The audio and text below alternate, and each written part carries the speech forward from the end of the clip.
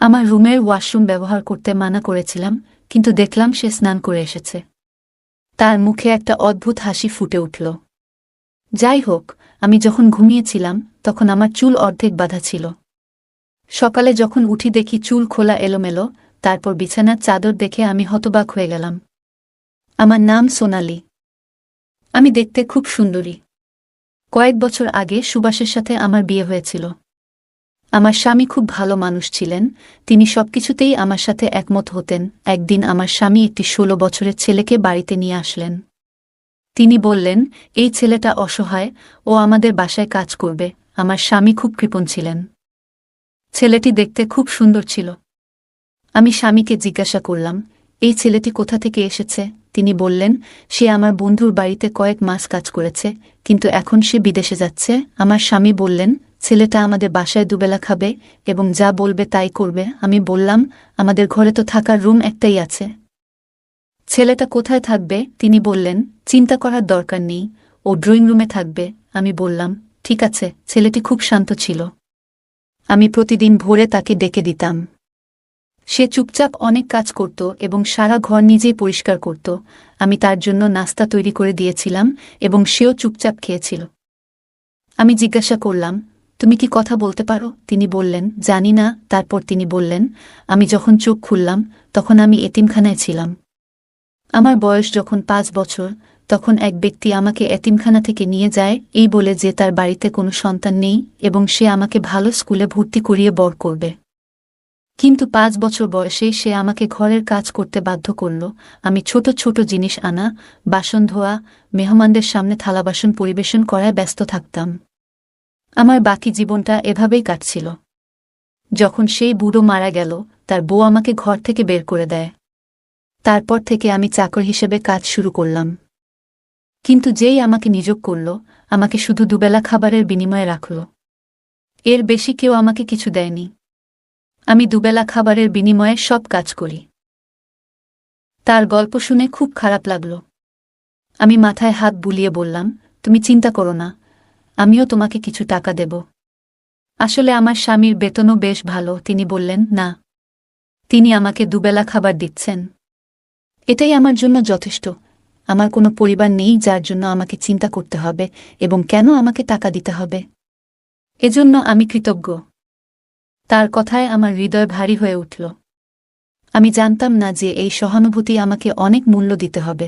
আমার স্বামীর কাজের সময়সূচি এমন ছিল যে তাকে প্রায়ই অন্য শহরে থাকতে হতো। কোম্পানির বস তাকে মাসে একবার অন্য শহরে ৩-৪ দিনের জন্য পাঠাতেন। সেই দিনগুলোতে আমি একাই থাকতাম। আমার বিয়ের ৬ বছর হয়ে গেলেও আমাদের কোনো সন্তান হয়নি। ভাবলাম, এতিম ছেলে মেয়েদের সঙ্গে ভালো ব্যবহার করলে ঈশ্বর আমাকে একটি সন্তান দান করবেন। একদিন আমার স্বামী যখন অন্য শহরে ছিল, আমি রান্নাঘরে ময়দা মাখাচ্ছিলাম এবং স্কার্ফ ছাড়াই রান্নাঘরে ঢুকে পড়েছিলাম। আমি শুধু বাড়ির কাজ করছিলাম, কিন্তু বুঝতে পারিনি যে ১৬ বছরের একটি ছেলের চোখে এমন ইচ্ছা থাকতে পারে। আমি যখন দোপাট্টা ছাড়াই ময়দা মাখাচ্ছিলাম, তখন সে সিঙ্কের কাছে দাঁড়িয়ে বাসন ধোয়ার অজুহাতে তাকিয়েছিল। আমি আমার কাজে ডুবেছিলাম। এমন সময় হঠাৎ মনে হলো আমার সত্তাকে কেউ যেন আক্রমণ করছে। ছেলেটি কখনো আমার মুখের দিকে তাকাচ্ছিল, আবার কখনো আমার শরীরের দিকে এমন দৃষ্টিতে তাকাচ্ছিল যা আমাকে অস্বস্তিতে ফেলে দিল। তাই আমি ভয় পেয়ে গেলাম। সাথে সাথে রান্নাঘরের দরজায় ঝুলানো স্কার্ফটা নিজের চারপাশে জড়িয়ে নিলাম। ময়দা প্রায় গুঁড়ো করে ফেলেছিলাম, সেটি একটি বাক্সে রেখে ফ্রিজে রাখলাম এবং তৎক্ষণাৎ রান্নাঘর থেকে বেরিয়ে এলাম। আমার বিছানায় বসে ভাবতে লাগলাম, কেন এই ছেলেটি আমার দিকে তাকিয়ে আছে। তবে আমি নিজেকে আশ্বস্ত করলাম যে হয়তো এটা আমার মায়া হতে পারে। কেন এমন ভালো বাচ্চা আমাকে খারাপ চোখে দেখবে? এটি মহিলাদের প্রকৃতিতে দেওয়া হয়েছে যে তারা তাদের প্রতি নির্দেশিত ভুল অনুভব করেন, কিন্তু আমি এটাকে উপেক্ষা করলাম কারণ সে ১৬ বছরের ছেলে। আমি ভাবিনি যে সে এমনভাবে তার অসহায়ত্বের গল্প বর্ণন করতে পারে। কিছুক্ষণ পর ঘর থেকে বেরিয়ে দেখলাম সে সোফায় বসে আছে। রাতের খাবার খেয়ে সে বলল, ম্যাডাম, বাইরে খুব ঠান্ডা। আমি বললাম, তোমার খারাপ না লাগলে, তুমি তো ঠিকই বলছ। শরতের ঋতু শুরু হয়ে গেছে। সে বলল, আমি কোথায় ঘুমাবো? আমার একটি রুম আছে যেটা আমি আমার সেলাইয়ের জন্য ব্যবহার করি। সেখানে সেলাই করার জিনিসপত্র আর একটি মেশিনও আছে। আমি বললাম, তুমি আমার জিনিসপত্রে হাত দিও না। সে বলল, আমি তোমার রুমে মেঝেতে ঘুমাবো। এটা শুনে আমি চমকে উঠলাম, কিন্তু মনে হলো মেঝেতে বিছানা পেতে সে থাকতে পারে। আমি এখনও আমার শীতের জামাকাপড় বের করিনি, কিন্তু তার মুখে এক অদ্ভুত আনন্দের ছাপ দেখলাম, যেন সে খুব খুশি হয়েছে। তার বিছানাটা তুলে আমার রুমে মেঝেতে বিছিয়ে দিলাম। ঘুমানোর আগে আমি রুমের আলো নিভিয়ে দিলাম এবং ধীরে ধীরে গভীর ঘুমে তলিয়ে গেলাম। সকালে যখন আমার চোখ খুলল, মাথাটা খুব ভারী লাগছিল, হয়তো অতিরিক্ত ঘুমের কারণে। ঘড়ির দিকে তাকালাম, সকাল ৮টা বেজে গেছে।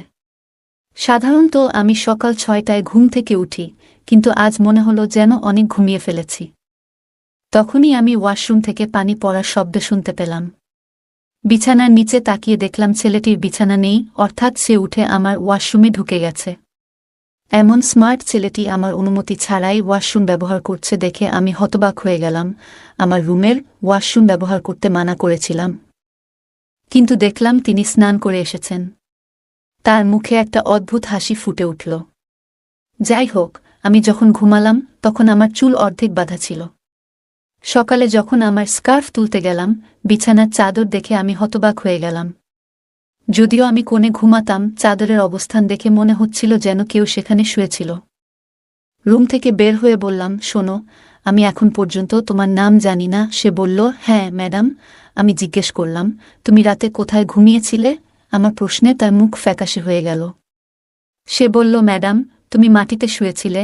আমি কিছু বললাম না, শুধু তাকে চলে যেতে বললাম। তারপর আমি তাকে আবার ডাকলাম এবং বললাম, শোনো ছেলে, আমার ওয়াশরুম ব্যবহার করবে না। সে বলল, ম্যাডাম, আমার নাম বাবু। এতিমখানার লোকেরা এই নাম দিয়েছে। সে চলে গেল, আর আমি বিছানা থেকে উঠে কোমরে এক অদ্ভুত ব্যথা অনুভব করলাম। অলস বোধ হচ্ছিল এবং বিছানা থেকে উঠতে ইচ্ছে হচ্ছিল না। আমি চা বানাতে জানি, কিন্তু বাবুকে বললাম, আমার জন্য 1 কাপ চা তৈরি করো। সে বলল, হ্যাঁ ম্যাডাম, এবং সাথে সাথে আমার রুমের দরজা খুলে দিল। আমি বললাম, আজ আমি ভালো বোধ করছি না। সে আমাকে দেখে বলল, হ্যাঁ, এমন কাজই হয়। আমি ভাবতে লাগলাম, আমি কি ধরনের কাজ করেছি। আমার স্বামী অন্য শহরে যাওয়াতে মনটা খুব অদ্ভুত লাগছিল। বিকেলে যখন আমি ফোন করলাম, সে বলল, সোনালি, তোমার কি হয়েছে? তোমার শরীর ভালো লাগছে না? আমি বললাম, না, কাজ চলছে। সে বলল, আমি মিটিংয়ে আছি, পরে ফোন করব। তার কথায় আমার মন আরও ভারী হয়ে গেল।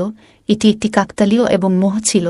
আমরা একে অপরের সুর থেকে জানতাম যে আমাদের সামনের লোকটি বিরক্ত কিনা। আমি একটি দীর্ঘ নিঃশ্বাস নিয়ে আমার স্বামীকে বললাম, কিছু না, গতকাল থেকে আমি অনুভব করছি একটু ভারী, আমার শরীর ভারী লাগছে। আমি খুব ক্লান্ত বোধ করছিলাম। আমার ভৃত্য আমার সামনে দাঁড়িয়ে বড় বড় চোখ করে আমার দিকে তাকিয়েছিল। তার চোখে এক অদ্ভুত তপস্যা ছিল যা তার অস্তিত্বকে সমর্থন করছে বলে মনে হচ্ছিল। খালাম্মা আর বউয়ের ব্যাপার ছিল, তাই ওখান থেকে উঠে ওর রুমে চলে গেলাম। ওর মিটিং জরুরি ছিল। কিছুক্ষণ পর আমি কলটা বন্ধ করে দিয়ে আবার বসলাম। তখন দরজাটা খুলে গেল এবং দরজায় দাঁড়িয়ে থাকা চাকর বলল, কি হয়েছে? আপনি কি কিছু চান? আমি চোখ বন্ধ করে মাথা নেড়ে বললাম, না, আমি কিছুক্ষণ বিশ্রাম নিতে চাই। আমি আমার চোখ বন্ধ করে অনুভব করলাম যেন তিনি দরজার কাছে দাঁড়িয়ে আমার দিকে তাকিয়ে আছেন। পরের মুহূর্তে তিনি ঘাবড়ে গেলেন এবং তার মুখ গম্ভীর হয়ে গেল। সে বলল, আমার মনটা ভালো নেই, তাই তোমার মাথায় মালিশ করতে চাই। আমি খুব ভালো করে মালিশ করি। আমি তাকে প্রত্যাখ্যান করলাম এবং বললাম, তেজপাতা দিয়ে 1 কাপ চা নিয়ে আসো, হয়তো আমার মাথা ব্যথা সেরে যাবে। সে মাথা নেড়ে সেখান থেকে চলে গেল। কিছুক্ষণ পর চা নিয়ে হাজির হল। চা পান করার সময় মনে হলো সে অনেক পাতা ফেলেছে, তবে আমি চা পান করার সাথে সাথেই আমি আরাম অনুভব করতে লাগলাম। তাই আমি খুব তাড়াতাড়ি ঘুমিয়ে পড়লাম। শুয়েছিলাম, কেউ আসেনি, কারণ এই চাকরের প্রতি আমার পূর্ণ বিশ্বাস ছিল। যাই হোক, সে আমার উপস্থিতিতে পুরো বাড়ির যত্ন নিয়েছে। আমি যখন ঘুমালাম তখন রাত 9টা বাজে।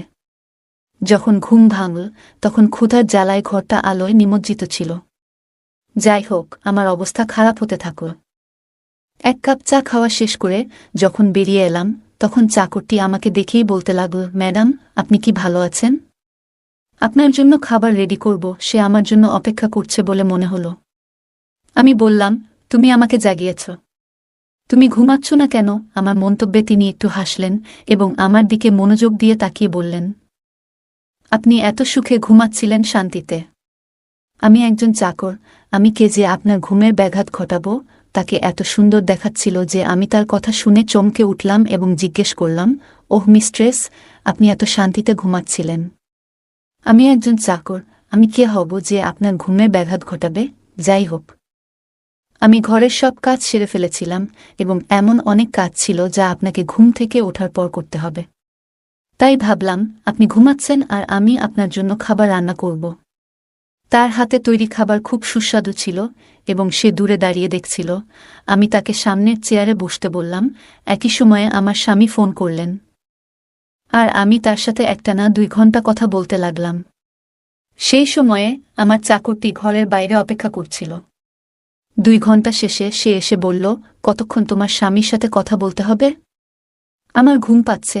আমার স্বামীও ফোনের ওপাশ থেকে জিজ্ঞেস করলেন, চাকর কোথায় ঘুমাচ্ছে?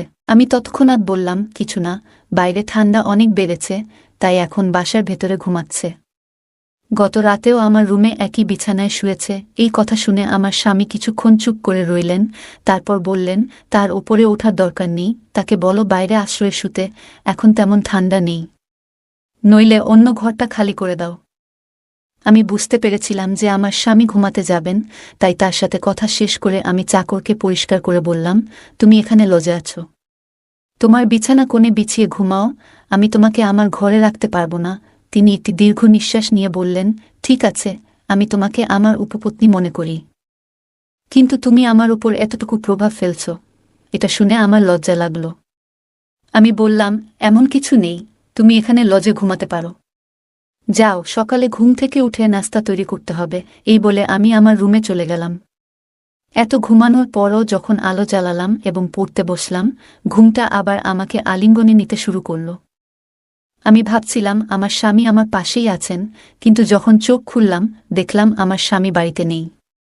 যা দেখলাম তা দেখে আমি হতবাক হয়ে গেলাম, কারণ চাকরটি আমার ঘর থেকে হাঁটছিল এবং তার শার্টটি নিঃশব্দে তুলে নিচ্ছিল। আমি হতবাক হয়ে গেলাম। যা বুঝলাম তা হলো আমার গুজবাম্প ছিল।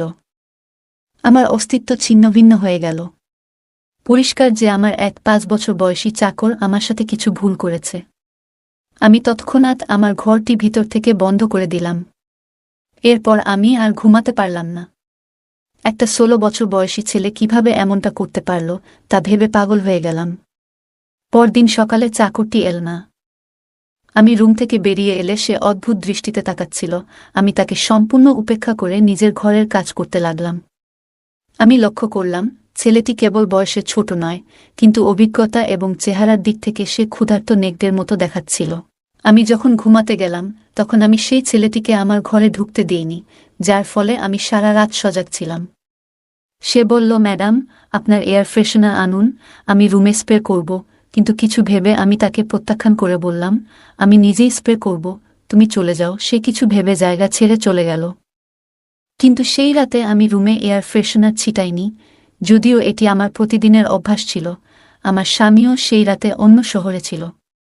কিছুক্ষণ পর রুমের দরজা খুলল আর চাকর আমাকে ডাকতে লাগল, তুমি কি ঘুমাচ্ছ? তোমার বাবু তোমার সাথে রাত কাটাতে এসেছে। সে আমার পুরো সত্তায় নিজেকে দেখাতে শুরু করল। ঠিক সেই মুহূর্তে দরজাটা ধাক্কা দিয়ে খুলে গেল এবং আমার স্বামী সেখানে ঢুকলেন, কিন্তু চাকর তার জামাটা খুলে ফেলেছিল। হঠাৎ মনিবকে সামনে দেখে সে ঘাবড়ে গেল। আমিও সাথে সাথে উঠে বসলাম। আমার স্বামী আমাকে আর চাকরকে দেখে আঁতকে উঠল। আমি তখনই আমার স্বামীকে বললাম, আমি সেই সব নারীদের মধ্যে একজন নই যারা সঠিক সময় না পাওয়ার পরের মুহূর্তে ঘরে ঢুকে চাকরকে জড়িয়ে ধরবে। আমার স্বামী ওকে চড় মারতে লাগলেন আর বলতে লাগলেন, থালায় তুমি খাও, আমি তোকে ঘরে এনেছি তোর উপকারে, কিন্তু তুই আমার ঘরেই এসব শুরু করলি। তিনি প্রথমে অস্বীকার করতে থাকলেন, কিন্তু যখন আমার স্বামীর ভারী চাপ তার উপর পড়ল তখন তিনি কাঁদতে শুরু করলেন এবং যা বললেন তা আমাদের কল্পনাতেও ছিল না। তিনি বললেন, আমি এতিম, যে আমাকে তার বাড়িতে নিয়ে গিয়েছিল সে আমাকে চাকর বানিয়েছিল, কিন্তু সে আমার সাথে অন্যায় করত। সে আমার শরীরকে অনুচিতভাবে স্পর্শ করত, আমার আবেগ নিয়ে খেলা করত। আমি তার চাকর ছিলাম এবং আমাকে নবাবের মতো মারধর করত এবং হুমকি দিত। তিনি আরও বললেন, সে আমাকে এই কাজটি করতে বলেছিল এবং আমি করতাম। সম্ভবত এই কারণেই আমি সময়ের আগেই যুবক হয়ে গিয়েছিলাম। আমার ভিতরে নিসওয়ানির প্রতি আকর্ষণ বাড়তে থাকে। ওস্তাদ আমার সাথে প্রতিটি নোংরা কাজ করেছে যা একজন পুরুষের মধ্যে ঘটে। অতঃপর যখন আমি সন্তুষ্ট হলাম তখন তারা আমাকে বাড়ি থেকে বের করে দিল। আমি যখন আপনার বাড়িতে এলাম তখন আমি ধৈর্য ধরতে পারতাম না এবং তখন আমি এয়ার ফ্রেশনারের ওষুধ মেশাতাম। সুগন্ধ পেয়ে আপনি যখন ঘুমিয়ে পড়তেন তখন আমি রুমে আসতাম, ততক্ষণে সেই সুগন্ধ কমে যেত। মিস্ট্রেসের সাথে আমার শরীরের খিদে মেটানোর পর আমার শরীরে খুব ভালো লাগত। তিনি কাঁদছিলেন এবং আমার স্বামীর কাছে ক্ষমা চেয়েছিলেন। যখন আমি তার উপর অত্যন্ত রাগান্বিত এবং অনুতপ্ত বোধ করছিলাম তখনই আমার স্বামী তাকে বাড়ি ছেড়ে চলে যেতে বললেন, কিন্তু তিনি কান্নাকাটি করতে লাগলেন। আমি মাঝরাতে কোথায় যাব? দয়া করে আমাকে ক্ষমা করুন। আমি এরকম কিছু আর কখনো করব না। আমার স্বামী তখন বললেন, এমন একজনকে এখানে রাখা ঠিক নয়। ছেলেটির এই অবস্থার পেছনে প্রথম দায় ছিল তার মালিকের, যিনি তাকে এতিমখানা থেকে নিয়ে এসেছিলেন। যদি একটু তদন্ত করা হতো তবে হয়তো শিশুটি এতিমখানাতেই নিরাপদ ছিল। সেদিন রাতে ছেলেটিকে গেটের কাছে রেখে দিলাম এবং পরদিন সকালে তাকে পুলিশে সুপর্দ করলাম।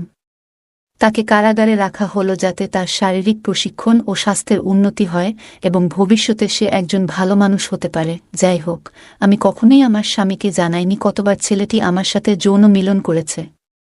তিনি আমাকে অনেক সমর্থন করেছিলেন। আমাদের মধ্যে প্রেম ছিল, কিন্তু আমি বিব্রত ছিলাম। আমার স্বামী বলেছিলেন, এটি তোমার দোষ নয়, আমারই উচিত ছিল ভালোভাবে তদন্ত করে চাকরকে নিয়ে আসা।